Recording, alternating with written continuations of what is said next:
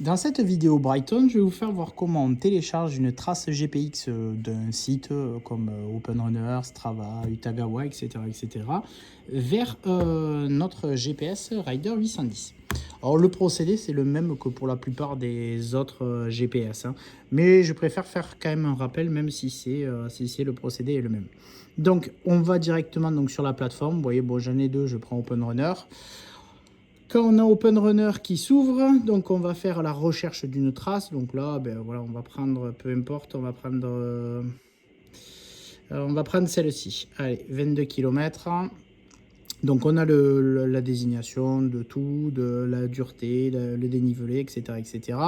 On va directement donc dans les trois petits points qui sont en haut à droite, ouvrir le GPX avec. On sélectionne Brighton Active. On nomme la trace, ce qui sera beaucoup plus facile après pour la trouver. Donc là, ben, on va laisser le nom, c'était Loubressac. Donc on va laisser Loubressac, on sauvegarde.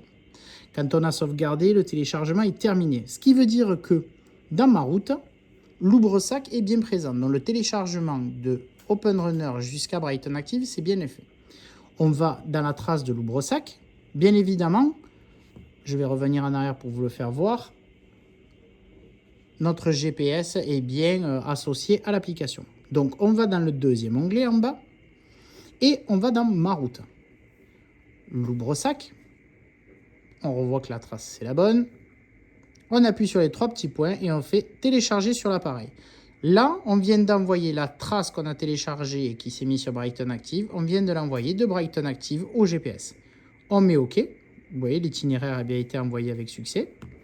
Donc, ce qui veut dire que si je vais dans mes itinéraires, route, j'ai la trace de Loubressac. Donc, à partir du moment où je suis sur le point le plus proche, ça va m'y amener à partir du moment où je vais appuyer sur lecture. Voilà.